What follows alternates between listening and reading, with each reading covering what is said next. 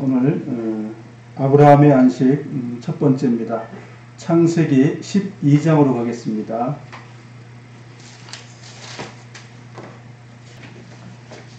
창세기 12장 1절서부터 5절까지 천천히 같이 한번 읽겠습니다. 시작. 여호와께서 아브라함에게 말씀하셨습니다. 내 나라와 내 친척과 내 아내의 집을 떠나 내가 너에게 보여줄 땅으로 가거라. 내가 너를 큰 나라로 만들어주고 너에게 복을 주고 너의 이름을 빛나게 할 것이다. 너는 다른 사람들에게 복이 될 것이다. 너에게 복을 주는 사람에게 내가 복을 주고 너를 저주하는 사람을 내가 저주하겠다. 땅 위의 모든 백성이 너를 통해 복을 받을 것이다. 아브라함은 여호와께서 말씀하신 대로 하란을 떠났습니다. 롯도 아브라함과 함께 떠났습니다. 그때 아브라함의 나이는 75살이었습니다. 아브라함은 아내 사레와 조카 롯과 그들이 모은 모든 재산을 가지고 갔습니다. 그들은 또 하란에서 모든 종들도 모두 데리고 갔습니다. 가나안 땅으로 가기 위해 하란을 떠난 그들은 마침내 가나안 땅에 들어갔습니다. 이제 가나안 땅에 가고자 하는 그 하나님의 계획 속에서 이제 순종한 내용을 설명을 했고, 그다음에 이제 2부에서는 가나안 땅에서 신앙생활했던 내용들을 다음 주에 교전하도록 하겠습니다. 오늘은 정말 아브라함이 주님께 부름받고 이제 실행에 옮기는 그 행위가 있었다는 거죠. 그냥 말씀만 받고 아멘하고 끝난 게 아니라 아멘하고 나서 달려갔다는 거죠. 그 말씀의 순종, 결국은 따라갔던 것이 믿음이다. 그래서 신약에는 두 가지 믿음에 대해 설명을 하죠.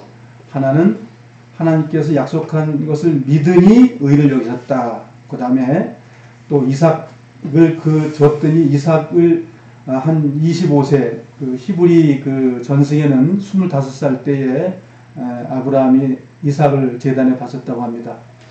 그 청년을 칼로 그 각을 떠서 제사를 드리려고 했을 때 그것을 보고 하나님께서 너는 의인이다라고 했다는 거죠.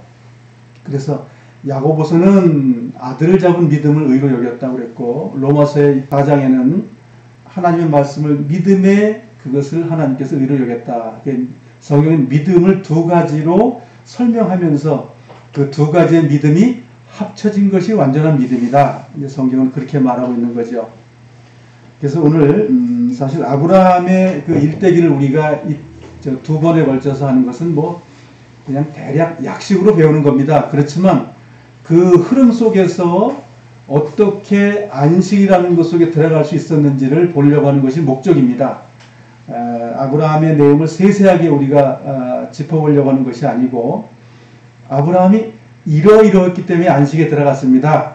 이제 그것이 이번에 우리가 배우는 목적이니까 그거에 충실하게 좀 배우도록 하겠습니다. 칠판에 쓴 내용을 먼저 정리하고 보도록 하겠습니다. 자, 아브라함을 보통 이제 4단계의 믿음으로 많은 분들이 이야기를 합니다. 아브라함은 4단계인데 저는 6단계로 봤습니다. 아브라함의 믿음의 단계를.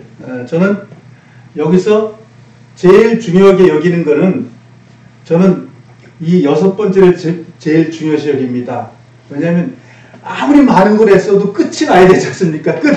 그래서 아브라함은 어떻게 끝났다는 것이 저는 이번에 말씀의 교재를 여기 6번의 목적을 두고 말씀을 드리는 겁니다. 그래서 아브라함의 안식은 그냥 쉰다는 게 아니고 그 하나님 말씀을 받고 나서부터 얼마나 큰 영적 전쟁이 있었는지를 우리가 과정을 이제 볼 수 있는 거죠.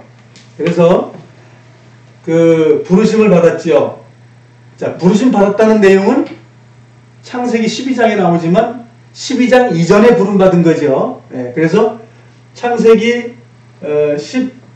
11장에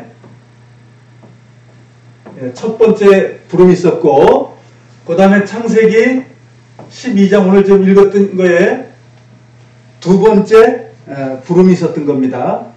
그래서 첫 번째 부름 받고 출발했다 이거죠. 갔어요. 근데 하나님께 첫 번째 부탁한 내용이 뭐죠? 본토 친척 아비의 집을 떠나고, 그 아비의 집이라는 게 무슨 아파트를 벗어나서 어디 가라는 말이 아니고 아버지가 관할하고 있는 데를 떠나서 독단적으로 너 가라. 근데 갔어요 안 갔어요? 아버지랑 같이 갔고, 또 아버지 말고 또 조카 롯, 형님의 조카를 같이 데리고 갔죠. 말하자면 성경에 나오는 것은 아버지와 조카를 데리고 같이 떠났어요. 그 성경은 이걸 놔야 되는 거잖아요. 두 가지 놔야 된다고요. 그렇죠? 놔야 돼. 근데 아버지도 하란까지 모시고 갔어. 하란에서 죽음에 몇 살이에요? 75살이죠. 아브라함이. 75살에 아버지가 죽고 나서 갔다. 근데 그 말이 성경에 어디 나오죠? 사도행전에 나오죠. 사도행전에. 사도행전에 나옵니다. 사도행전에. 구약에는 안 나와요. 그 성경에는. 아버지 장사 지내고 갔다. 이렇게 이제 나와요. 그래서 갔더니 또 롯을 원래 데려가라고 말씀하셨나요? 그냥 놔두고 가라고 그랬나요? 하나님께서 놔두고 가라 그랬죠. 놔두고 가야 되는 거죠. 지금 누구누구만 떠나야 되는 거죠? 아브라함하고 사렙 부부만 갔어요. 부부만 떠나야 맞는 거예요. 그 말씀의 계시는 부부만 떠나야 되는데 거기에 이제 두 사람의 이름이 나오죠.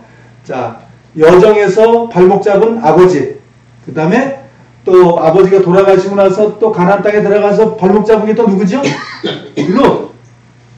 롯이 아브라함의 믿음을 잡아당기는 사람이었어요. 그런데 그러면 처음서부터 믿음이 아니잖아요. 부인하고만 가야 되는데 같이 가는데도 불구하고 하나님 뭐라고 인정한다고요? 의롭다. 그러면 죄를 조금씩 졌는데도 의롭다. 그 말하고 맞는 거예요. 틀려요? 하나님의 목적은 본토 친척 아비 집을 떠나는 것에 계시를 줬는데 거기에 아버지하고 조카를 달고 하란까지 왔죠. 그렇죠? 그래 왔습니다. 그리고 롯도 떨어졌으면 좋았을 텐데 롯도 같이 붙잡고 가가지고 롯이 소돔성에 가고 뭐 여러 가지 복잡한 일이 생겼죠. 그래서 우리가 창세기 11장부터 23장까지 내용이 이제 아브라함에 대한 그 소세한 내용들이 다 들어있는 거죠. 그래서 한 10번만 읽어보면 이 내용을 알 수 있는 거죠. 11장에서는 아버지의 믿음을 설명하는 거예요. 이 데라의 믿음이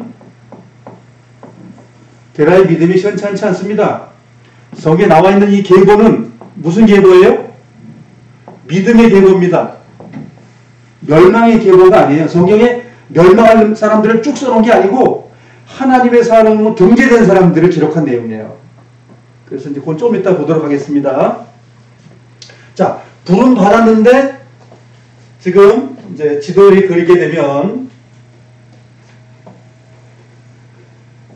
아카보만이 있고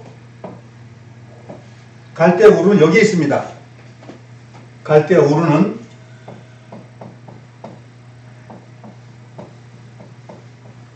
갈대아 우르에서 여기가 하란이에요. 하란이라는 그 동네인데 아비의 집을 떠나라 그러는데 여기에 지금 우상이 어떤 우상이죠? 오늘은 개념에 대한 설명을 하는 거니까 이해를 잘 하셔요. 복잡하니까. 갈대아 우르에는 바벨론에 무슨 일이 있었죠? 바벨탑을 쌓아가지고 하나님께서 못하겠죠. 그게 우상이잖아요. 우상. 근데 이걸 대표하는 우상이 뭐냐면 달신이에요. 달신. 초생달. 지금 중동에서 이슬람의 종교의 그 달신이라는 게 있죠. 달신은 여기서부터 시작한 것들이에요. 여기서부터. 이걸 잘 따라가시면 재밌어요. 바벨론의 신을 가지고 달신을 섬기는 곳에서 이제 살았다는 거죠. 여기에 그 아브라함의 그 조상들이 여기서 살았다는 거예요. 근데 여기 사는 여기에 누구 살았죠? 셈도 사는 거예요. 셈이 이제 아브라함의 이제 10대 조상, 9대 조상이니까. 근데 9대 조상하고 얼마큼 같이 사는 건지 아시죠? 150년 동안 같이 살아요. 같은 동시대에. 하나님의 계획은, 그러니까 우리 할아버지 셈. 내가 응하고 태어났는데 그때부터 150살 동안 같은 동년배에 살아. 그러면 노아가 그 아브라함의 태어나기 몇 년 전에 돌아가셔요. 노아가 950살 살잖아요. 950살. 네. 요 관계를 잘 보시면 믿음의 계보가 꽉 차 있는 곳에 또 뭐가 들어있다? 마귀의 계보도 꽉 차 있다는 거예요, 이 안에. 그래서 하나님께서 갈대아 우르에서 아브라함을 선택해서 가나안 땅, 젖과 꿀인 땅으로 내가 널 보내겠다. 그거예요. 가나안 땅이 여긴데 여기서 우르까지 가는데 거리가 1000km예요. 1000km. 긴 거리죠? 달려가도 한참 가야 되는 거고 우양을 다 데리고 식소를 데리고 가는 거예요. 양, 소, 낙타 다 데리고 가는 거니까 긴 여정이죠. 1000km를 달려서 하란에 정착을 해가지고 뭐 아버지가 노쇠했는지 뭐 아버지가 야 난 더 이상 못 가겠다 그건 모르지만 어쨌든 성경은 짧게 하란에 도착해서 하란에 아버지가 돌아가시고 나서부터 75살 그 아브라함이 75살에 가나안 땅에 도착했다. 여기 세겜이죠. 세겜에 도착을 했다. 그래서 여기다가 제단을 드렸다. 이것이 이제 성경에 나오는 내용이에요. 그러니까 1000km를 가서 하란에서 여기 오는데 거의 한 600km 정도 돼요. 그러면 약 한 1600km를 여행한 거예요. 아주 긴 시간이죠. 긴 시간에.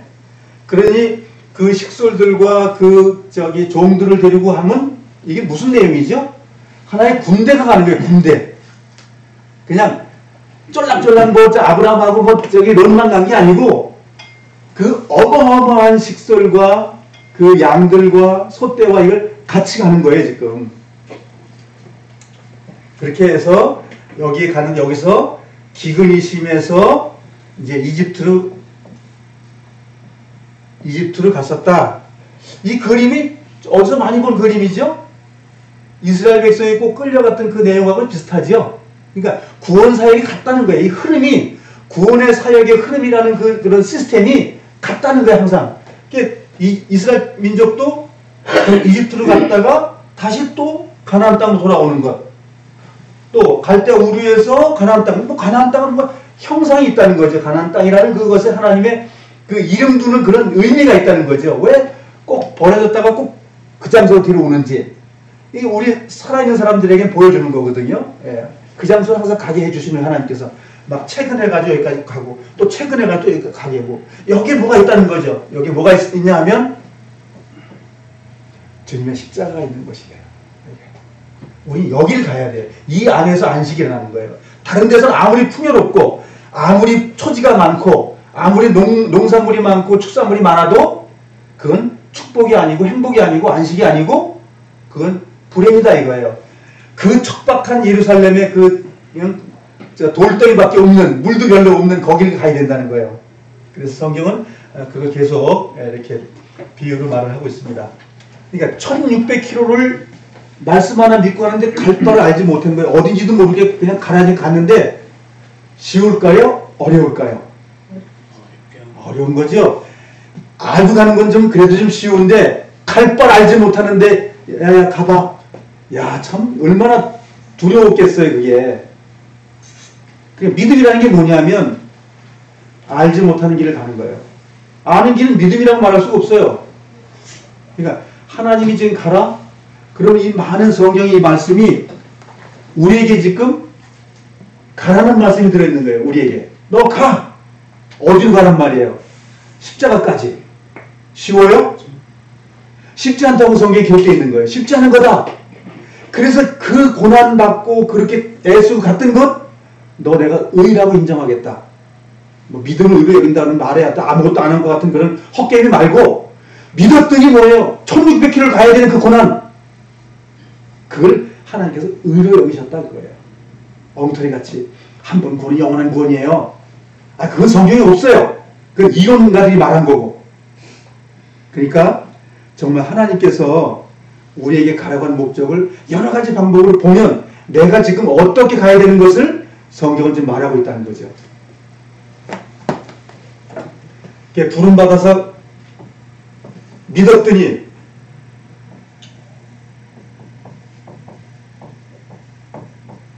믿음은 곧 행위를 곧 낳는다. 그래서 야고보서 행위가 없는 믿음은 죽었다 가짜다 그러면서 아주 그냥 정의를 내려버리고, 그래서 자 이제 믿음으로 떠나는 그 분리라는 게 일어나죠. 그 초상딸의 그 신을 섬겼던 제단에서 떨어져서 그때부터 이제 주님의 십자가 예수 그리스도의 믿음 안으로 들어가는 일이 쉬운 일이 아니다 이거예요. 그걸 지금 성경에서 말을 하고 있는 거예요. 자, 떠나고 말씀을 받고 그 다음에 가만히 있는 게 아니라 떠난다 이거예요. 죄에서부터 떠나는 거죠. 떠나가지고 그 다음에 떠나서 했던 것이 제단을 쌓고, 하나님을 믿은 사람만 제단을 쌓을 수 있는 거예요. 이거는 제단 쌓았다고 하는 건 자기의 희생입니다. 자기의 희생이에요. 즉 1600km를 와가지고 감사합니다. 1600km를 인도해 주시다니, 이제 그런 얘기가 나온 거예요. 1600km. 그래서 하나님 감사합니다. 뒤로 돌아서 욕하면 무슨 욕이 되겠어요? 하나님 말씀 때문에 쎄 빠지게 고생했습니다. 그 말이요. 그렇잖아요. 그 말씀 때문에 1600km를 가는 가운데 얼마나 많은 시험을 겪고 갔냐 이거예요. 갈 바를 알지도 못하고 갔더니 가나안 땅에 갔더니 거기서 이제 돌 제단을 하고 하나님께 양을 잡아 소를 잡아서 제사 드렸다 이거예요. 그랬더니 그렇게 하고 났더니 새 이름을 받더라 이게. 새 이름. 새 이름. 자, 새 이름은 이제 새 이름을 한번 보겠습니다. 자, 이제 우리 새 이름을 아시죠? 아브람. 아브람이에요. 아브람 본 이름이에요. 이게 큰아버지죠. 이름 써줄 때 벌써 이게 계시가 들어있는 거예요. 아브람 큰아버지. 그래서 어떻게 하나님 바꿔주시죠? 아브라함으로 바꿔주시죠. 그래서 아브람 요거는 크다는 뜻이고, 요 아브라함이라고 말하는 거는 열국이라는 뜻이에요. 열국. 많은 이런 뜻이에요. 그러니까 많은 아버지. 열국의 아버지. 하나님께서 열국의 아버지를 바꿔주는 거예요. 무엇 때문에? 하나님과 언약을 맺고 나서요. 언약이 뭐야? 할례죠. 할례 언약을 맺고 나서 이름 바꿔주는, 그냥 바꿔주는 게 아니고 어떤 사건이 있어요. 하나님과 나 사이에 인침받는 일이 생기는 거예요. 영적으로 주님께 나아가는 일, 성장된 거죠. 그러니까 믿음의 완전한 단계에 지금 들어가는 거죠. 그래서 하나님과 나 사이에 육체의 고리를 끊는 것은 하나님과 내 이 영과 하나님의 영과 내 영이 이렇게 연결됐다는 의미. 그래서 여기에서 뭘 하죠? 제사를 드리게 되죠. 제사. 소양, 우양, 그 다음에 비둘기, 집비둘기를 제물로 드리는 거예요. 제물. 예수님을 잡아드리는 거죠. 그런 언약을 통해서 새 이름을 주어졌다 그 얘기예요. 여기서 떠났기 때문에 구원이다. 구원의 시작일 뿐이에요. 말씀 받은 건 시작이에요. 이 과정에서 떠나서 고통받고 제단에서 제물 드리고 그 다음에 제물 드려서 언약을 받고 새 이름을 받는 것. 이게 지금 신앙의 여정이거든요. 우리가 믿음의 조상이라고 했기 때문에 믿음의 조상이 이렇게 갔으면 나도 가는 거거든요. 나도 그 길 가는 거예요. 그래서 열국의 아버지가 됐다. 큰아버지에서. 그러면 아브라함만 이름을 바꿔줬나요? 사라도 이름 바꿔줬죠? 원래 사레는 왕의 여자라는 뜻이에요. 사레라는 얘기. 이거 말하자면 아브라함의 부인이다 그 뜻이에요. 이거는. 그랬다가 하나님께서 1년 후에 아들 날 거야. 그 이름 바꿔준 거예요. 너 1년 후면 몇 살이죠? 89세 때. 89세 때 사레야. 너 1년 후에 너 아들 낳는다. 그랬더니 웃었다 이거야. 웃었다. 그래서 이삭을 받죠. 사레가 사라로 바뀌는 거죠. 사라는 열국의 어미, 즉 열국의 왕녀 이 뜻이에요. 열국의 왕녀. 사라를 통해서 교회의 모습을 보는 거죠. 교회.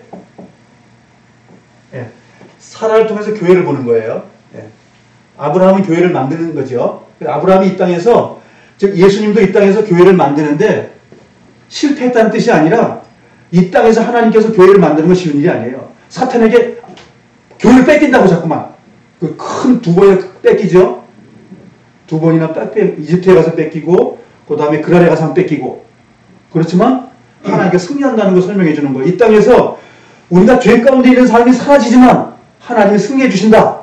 그 이야기입니다. 그래서 사레가 사라로 바뀌고 아브람이 아브라함으로 바뀌죠. 그것이 새 이름 받는 것은 새 이름을 그냥 된 게 아니라 언약이 됐기 때문에 그 이름 받은 거예요. 언약이 안 되면 이거 안 오는 거예요.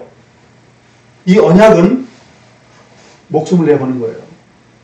하나님의 마음을 내 마음에 각인시키는 거예요. 그래서 하나님의 말씀이 내 마음의 판을 찢는 것이 영적하리다. 이렇게 신약에서 나오죠.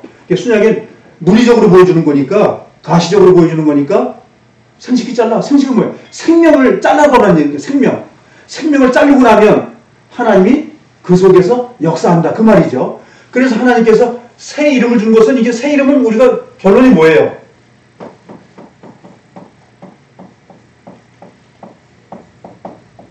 새 땅의 사람이라는 뜻이야. 종전에는 죄된 곳으로 살아가는 그 삶에서 영적으로 살아가는 삶으로 성장한 거예요. 성장.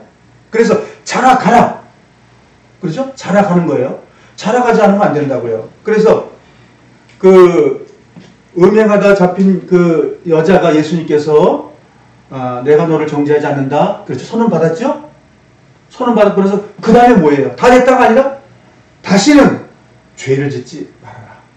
즉 그 얘기 똑같은 얘기입니다. 어떠한 신앙인도 틀린 게 없어요. 똑같아요. 그게.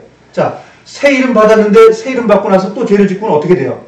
그래도 괜찮아요? 그 괜찮다는 성경이 어디 있나요? 그런 성경은 없죠. 그런 성경은 없습니다. 우리가 끝까지 견디라고 성경은 기록되어 있어요. 아브라함도 끝까지 막 7.8 경 거예요. 쓰러지고 또 일어나고 쓰러지고 또 일어나고.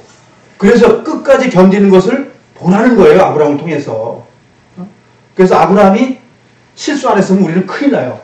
우리 조상이 한 번도 실수 안 한 분이야 그러면 아이고 나는 틀렸네. 그렇지만 어마어마하게 실수하는 아브라함을 보고 교훈받으라는 거죠. 너도 그래도 된다가 아니라 그렇게 사는 것은 네 삶 속에 일어나지만 그래도 하나님을 향해서 제단을 쌓는 삶을 살아라. 그것이 지금 아브라함의 믿음의 조상이라는 것의 교훈의 핵심이라는 거죠. 그 다음에 그 새 이름의 삶이 된다면 그 결과가 뭐예요? 이삭을 제단에 바치는 삶이다 이거예요. 하나님과 내가 새 이름을 받았다면 그 다음에 뭐라고요? 백세에 준 아들을 죽여가지고 나한테 좀 줘봐. 태워가지고.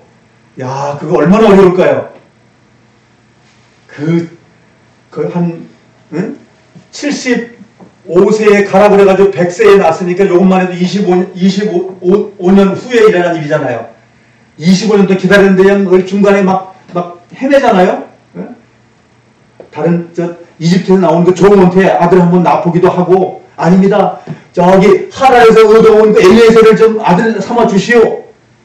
하나님은 별로는데 하나님은 뭐예요? 오로지 내 씨에서 난 자라야 한다. 하나님은 나 변함 없어요. 우리가 갈등하는 거예요. 아, 세상 이 정도면 되지 않아요? 이렇게 살면 되지 않아요? 하나님 뭐라고 말씀하시냐면 그거 아니다. 예수님 한 분 외에는 아무것도 안 된다. 이렇게 정의를 내리신다는 거예요. 그러니까 우리가 조금 육신적으로 살면 될까? 그런 부분이 아니라는 거죠. 오로지 예수 그리스도 아니면 안 된다고 구약이나 신약이나 똑같은 말하고 있는 거예요. 그 이삭의 대표는 예수님이죠. 결국은 양으로 잡혀가시고 부활승천하셔서 우리에게 위로가 되시는 그분. 그래서 그분 아들을 잡았더니 결과가 뭐죠? 이제 죽어야 돼.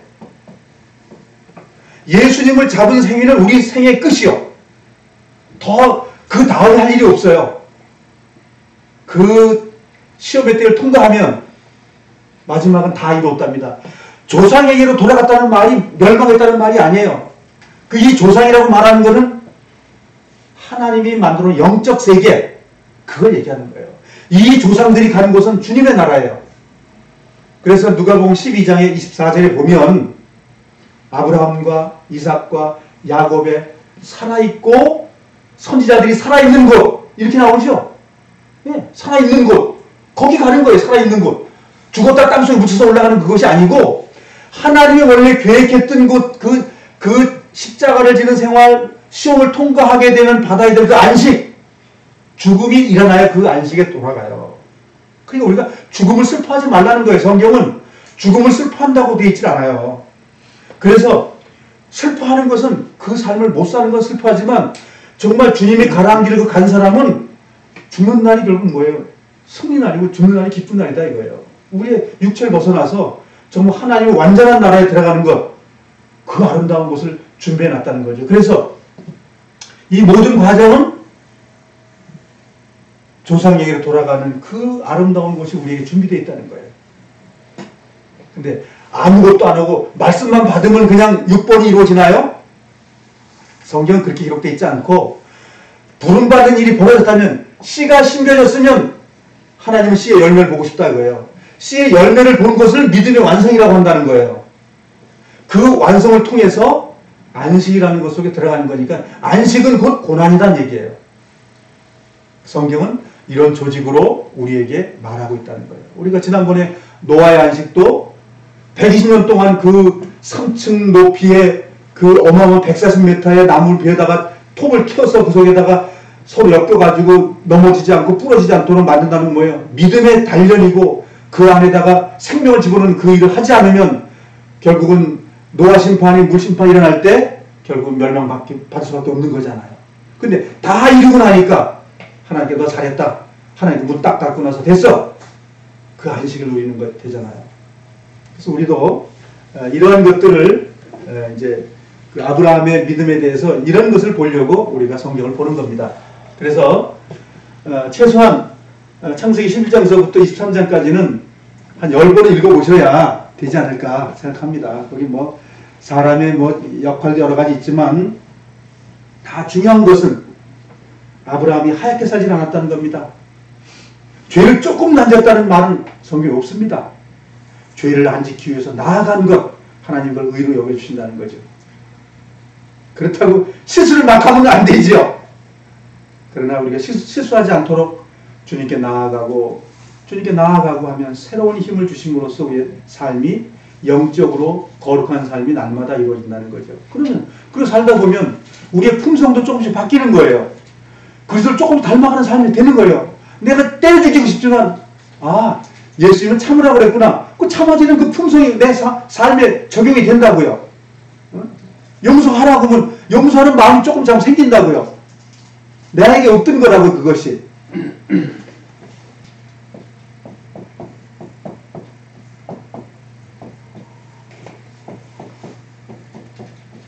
아브라함의 조상이 지금 현재 세 가지의 분류의 조상이 있습니다. 첫 번째,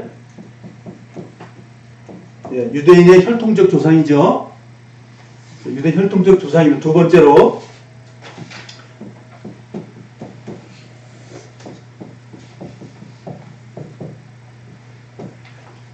이슬람, 이스마엘 후예죠. 후초의 조상이에요, 지금.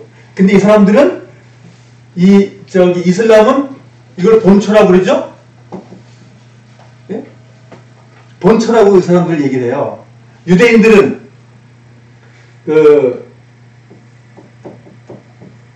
이삭의 혈통으로 자기들의 조상 아브라함이다, 믿음의 조상이다. 예수님 오실 때도, 신약 시대에도 예수님 있을 때도 우리 조상 아브라함입니다. 뭐 이렇게 얘기하죠. 그러니까 그 아랍 세계 사람들도 아브라함을 자기들의 조상이라고 한다 이거예요. 자, 그러면 세 번째로 기독교인들은 예수교죠. 정확하게 예수교는 조상을 누구로 삼아요? 아브라함이죠. 네. 믿음의 조상 아브라함. 그런데 자, 이 세 가지 중에서 아브라함을 조상으로 했다고 하는 것에 목적이 어디에 있어요? 목적이 세 번째죠? 하나님은 이슬람, 즉 이스마엘의 자손의 조상으로 있으려고 한 것도 아니고 또 유대인의 조상으로 계시려고 한 것도 아니에요. 성경에 기록된 아브라함의 믿음의 조상이라고 하는 것은 예수님을 믿고 따르는 사람들의 조상이다. 이렇게 성경에서 말하고 있는 거죠. 그래서 우리는 중요한 이 믿음에 소유된 자로서의 아브라함을 조상으로 두는데, 그래서 아브라함은 믿음을 두 가지로 정의를 하죠.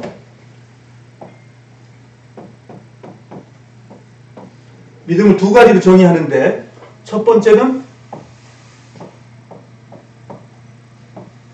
갈대아 우르를 떠나라.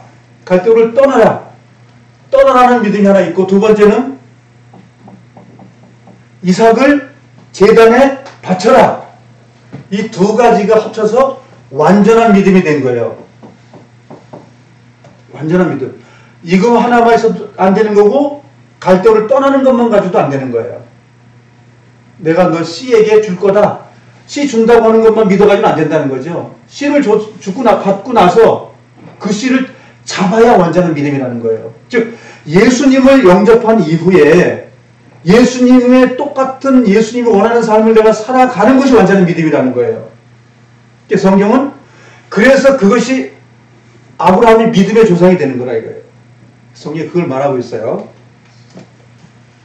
아브라함의 그 기본적인 골격은 이해돼. 이 골격이 이해되는 게 중요하거든요. 뭐 날짜 며칠 몇 년 이건 큰 의미가 없고 그 내용의 흐름에 대해서가 제일 중요하거든요. 그 내용.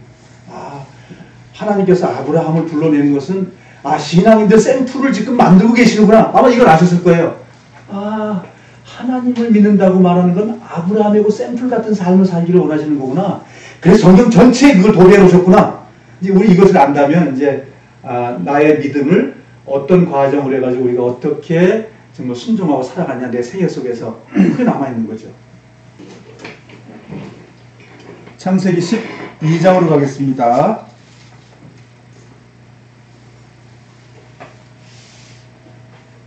12장 1절 읽겠습니다. 여호와께서 아브라함에게 말씀하셨습니다. 내 나라와 내 친척과 내 아버지의 집을 떠나 내가 너에게 보여줄 땅으로 가라. 이제 이 말을 받았는데 이전에 이제 말씀을 이제 받은 거죠. 우리가 그 사도행전을 한번 가서 볼까요? 사도행전을 가서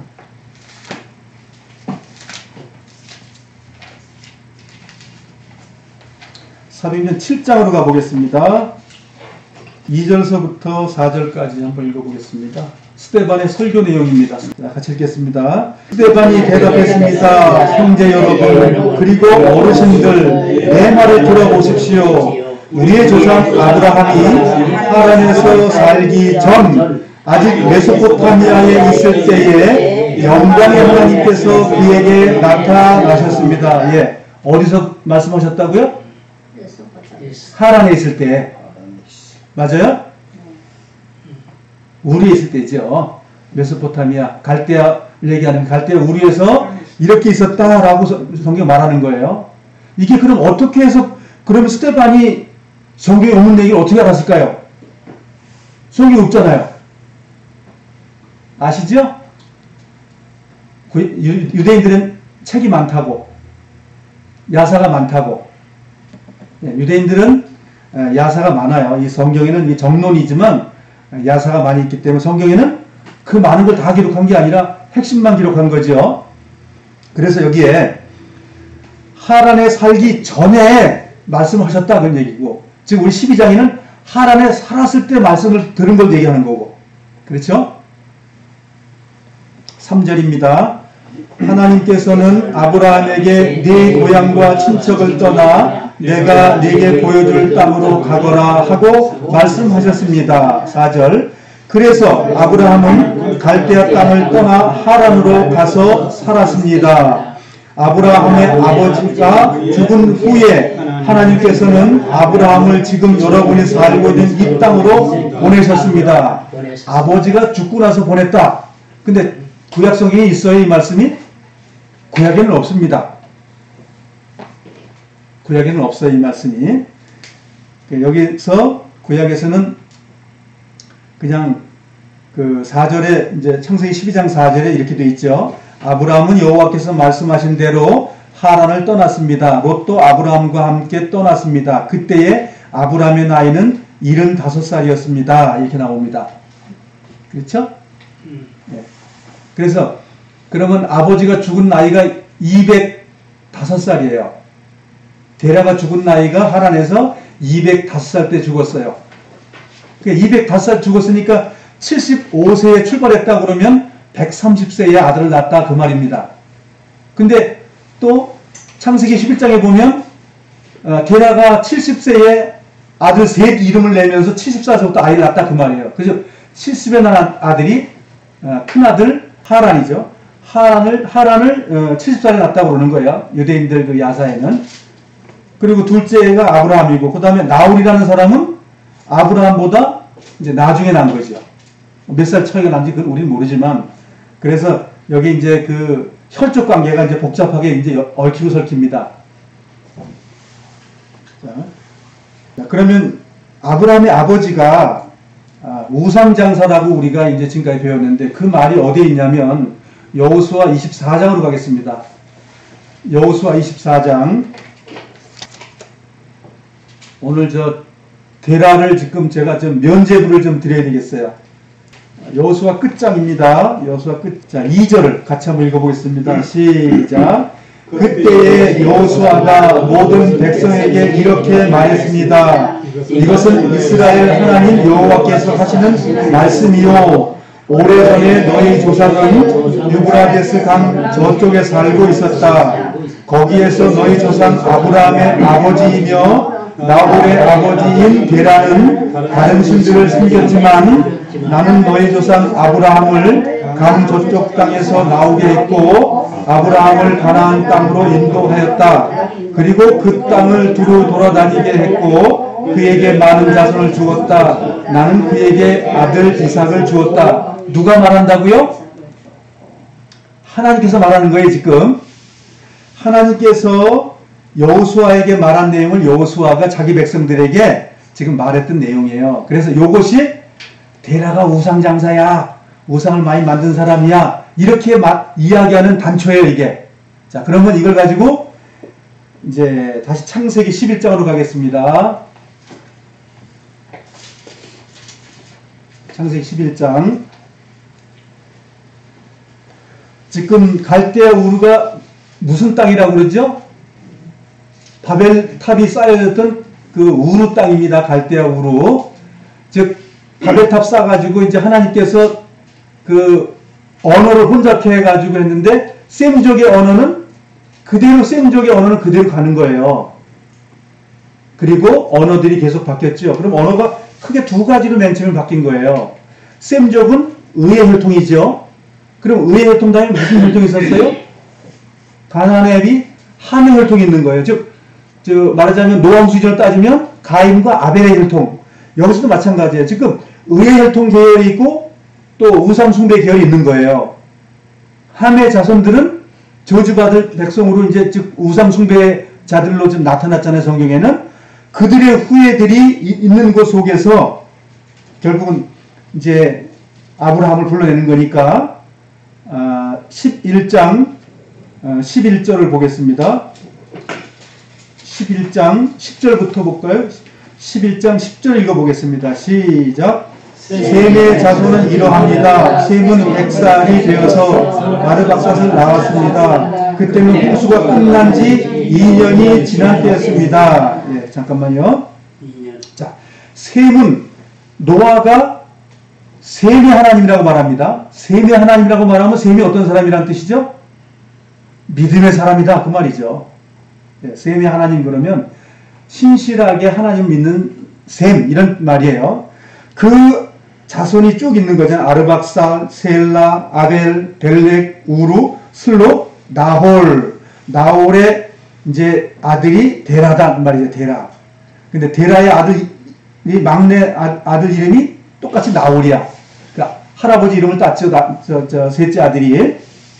자, 그렇게 해가지고 이제 이렇게 낳는데 27절입니다. 27절 읽겠습니다. 시작.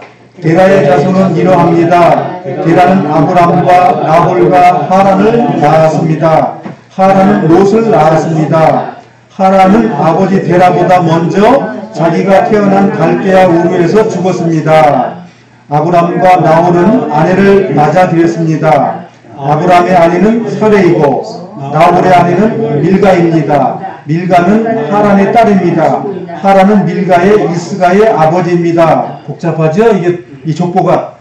그래서 이제 족보가 이걸 보시면 족보의 내용이 좀 이해가 됩니다. 이걸 보시면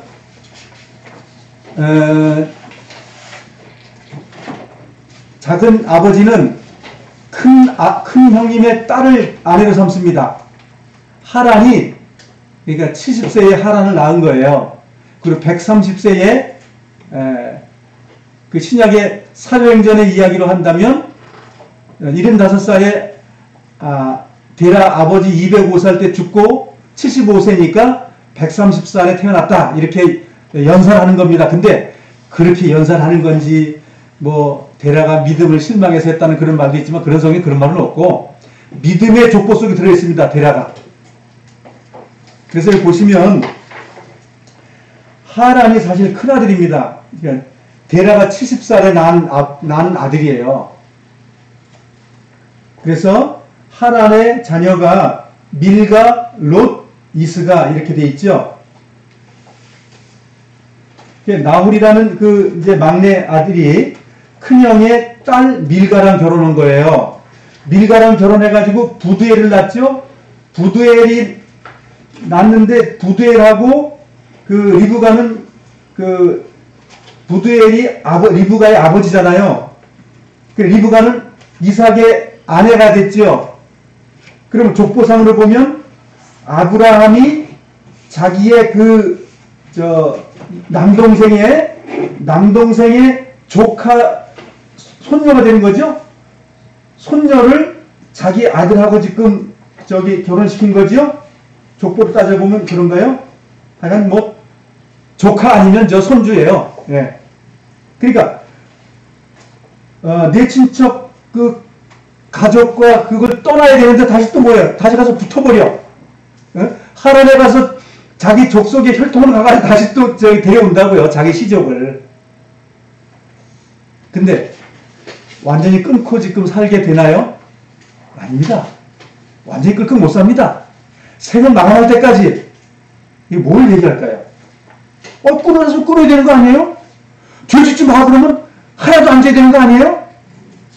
그 일이 안 생긴다는 거예요. 근데 언제 생긴다고요? 우리 생을 마감하면 그 일 끝난다고 성경은 말하고 있어요. 위안 갖지 마십시오. 우리가 죄 짓는 거에 대해서. 네. 그렇지만 그게 의인들이라는 거예요. 그를 하나님을 향해서 가는 그들이 곧 의롭다는 거예요. 여기에 보면 본토 친척 집이 다 또 섞입니다. 믿음이 쇠락했다는 말이 아니에요. 형제라는 그 핏줄 속에서 주님은 계속 구원의 삶을 만들어가고 계시는 거예요. 그래서 그 가족이 다 구원받다는 말 쉬운 문제가 아니에요. 노아의 가족 구원이 완성되기 쉬운 문제가 아닙니다. 우리는 그러한 일을 하다가 합니다. 그래서 여기 보면은 야곱도 결국은 그 다 피를 또 다 섞잖아요. 라반 집에 가는 거 아닙니까? 아버지의 처갓집 딸들을 또 데려온 거잖아요. 그러면 끊었어요? 못 끊었어요? 친척 애기 집을 끊었어요? 안 끊었어요? 안 끊었어요. 안 끊었죠? 근데 왜 이 기록을 성경은 복잡하게 해놓고 거기에 또 12방백을 만들고 또 이렇게 하냐고요? 하나님께서 형제라는 정말 그 계획을 하나님이 기뻐하신다는 거예요. 그 속에서 용서하고 화해하고 그 길을 가라고 성경은 말하고 있어요. 이 족보 이야기는 이제 그렇게 되고, 그리고 우리가 이제 이 도표를 보여줬던 내용들의 그 시간표를 쭉 보시면, 자, 지금 의의 계보라고 했습니다. 멸망의 지옥 자식들이 아니고 하나님의 나라에 들어가 있을 사람들을 지금 써놓은 거예요. 그래서 데라가 이제 좀 제가 설명드릴게요. 자, 우리 이 도표를 한번 보시면 아브라함을 중심으로 해가지고 아브라함이 살아갈 때에 그 조상들이 몇 대까지 같이 살았었나라는 게 나오잖아요. 네? 보시면 데라가 있고, 데라 위에 슬록이라는 분이 계시고, 슬록에 루라는 분이 계시고, 벨레, 에벨, 셀라, 아르박살, 셈, 노아 이렇게 있잖아요. 노아 홍수 이후에. 그러면 이분들이 지금 그 셈이 2158년에 돌아가셨어요. 그런데 아브라함이 몇 살에 죽어요?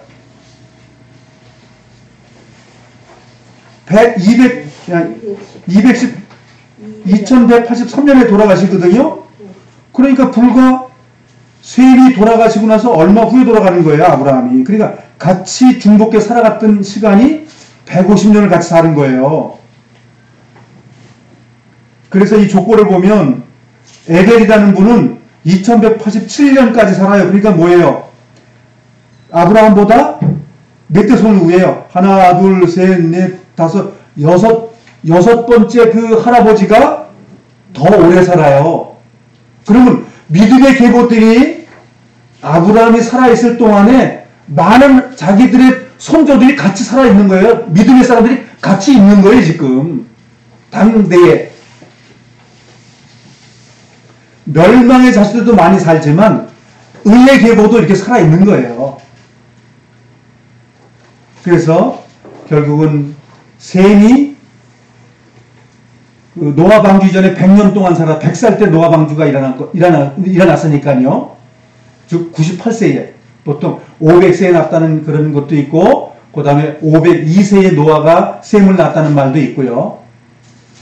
그러니까 이런 것을 우리가 도표로 봤을 때 하나님의 믿음의 예보가 쭉 나오면서 아브라함을 향해서 믿음의 조상이라고 표본을 만들어 놨다는 얘기지, 그 사람부터 믿음이 시작했다 그 말이 아니에요. 아시겠죠? 예. 성경은 하나님의 나라에 들어가는 사람들의 이야기를 다 기록해 놓은 거예요. 그럼 우리도 어떻게 된다고요? 거기 들어가는 거예요. 뭐 죽어봐야 아는 게 아니고 살아서 이 믿음을 소유한 자들은 그 땅에 들어가는 거예요. 그것을 비유적으로 이 땅에서 얘기하는 가나안 땅이라고 비유적으로 말한 거예요. 이해되시죠? 예. 이렇게 이해하시면 좋습니다. 예. 복잡한 성경을 제가 이렇게 어떻게 하면 이게 좀 이렇게 이해가 쉬울까 하고 제가 많은 걸 연구를 해보고 그랬는데, 제가 연구하는 건 요 정도 수준밖에 안 됩니다. 그리고 나머지는 우리 식구들이 좀 알아서 좀 더 연구하시고. 자, 그래서 많은 사람들이 대화를 아주 그냥 귀신바가지 만들어 놨기 때문에 제가 그걸 내가 오늘 풀어보려고 합니다. 자, 뭐 조카하고 결혼하고 뭐 이렇게 하고 막 살잖아요. 그렇죠? 이제 그거 봤어요. 자, 그리고 31절. 자, 31절 보시면 이제 데라의 믿음에 대해서 나옵니다. 데라가 창세기 11장 31절입니다. 시작. 데라는 가나안 땅으로 가려고 아들 아브람과 하란의 아들인 손자 롯과 아브라함의 아내인 며느리 사레를 데리고 갈대아 우에서 나왔습니다. 그러나 그들은 하란에 머물렀습니다. 32절. 데라는 205세를 살다가 하란에서 죽었습니다. 자, 이제 노세에서 죽은 거죠. 가다가, 즉 데라가 가고자 하는 땅은 어딜까요? 하란입니까? 데라가 가고자 했던 곳은 어디예요?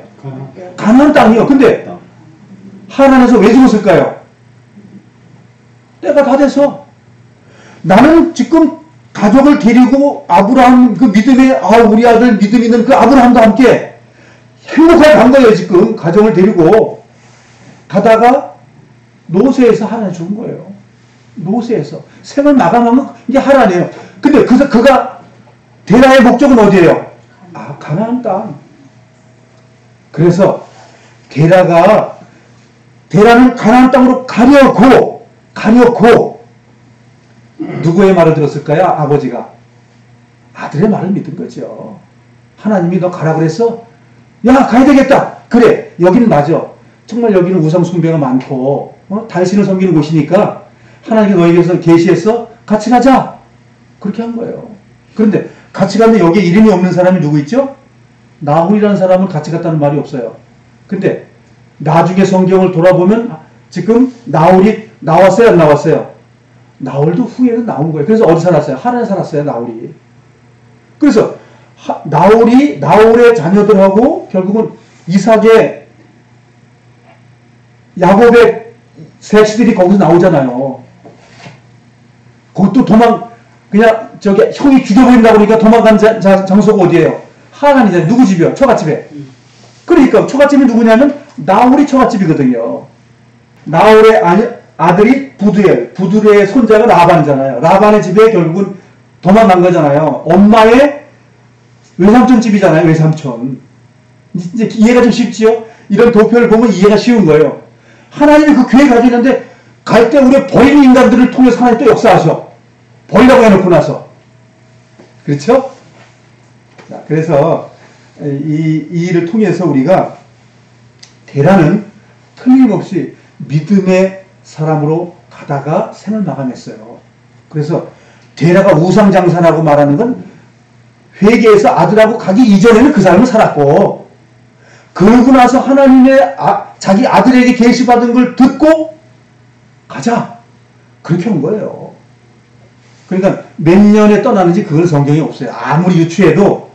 그런데 이제 유대인의 야사에는 한 60세에서 65세, 즉 아브라함 나이가 한 60에서 65세 때 하나님께서 계시받아가지고 출발했을 것이다. 근데 그 연도가 중요하진 않지만 데라가 자기 아들이 하나님께 계시받은 걸 통해서 야, 같이 가자. 그리고 이제 주체적으로 해서 데려갔다는 겁니다. 그러니까 우상상수라는 건 우리가 어떻게 벗겨줘야죠? 벗겨줘야 돼요. 그 여호수아 24장에 나와 있는 그 내용을 가지고 우상장사인데 뭐 이렇게 이제 아브라함이 우상장사에 같이 살았을 겁니다. 다 당연히 살았죠. 살다가 말씀을 받고 다 버리고 이제 아버지랑 같이 오는 내용이니까. 오늘 여기까지 교제 나누도록 하겠습니다. 그래서 본토 친척 아비지를 떠나는 말이 쉽지 않다는 거죠. 거기에 잘 생각해 보세요. 지금 믿음의 계보가 안 살아요? 그 갈대아 우르에? 살아요. 꼭 멸망할 곳에서 가라는 그런 의미의 말이 아니라는 거예요. 하나님의 믿음의 계획을 만들기 위해서 너 그 조상들 셈도 있고 있는 그 할아버지 다 사는 곳에서 너 나와봐. 그렇게 얘기했던 거예요. 성경을 좀 구속사적으로 그 믿음의 완성의 하나님의 계획의 모델로 만드는 것 속으로 우리가 그것을 배우길 바랍니다. 이해가 좀 되시죠? 그건 멸망한 거야. 다 끝장난 것들이야, 그것들. 근데 거기 나왔어 그러지 말고 거기에도 믿음의 사람들이 다 있었는데 거기서 떠나라고 말했다. 이거 좀 잃어버리지 마시기 바랍니다.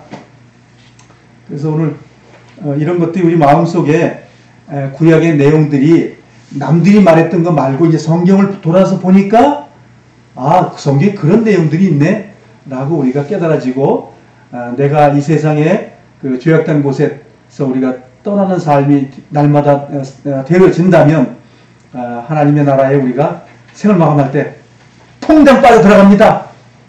예, 우리는 버려지지 않습니다. 제가 기도하겠습니다.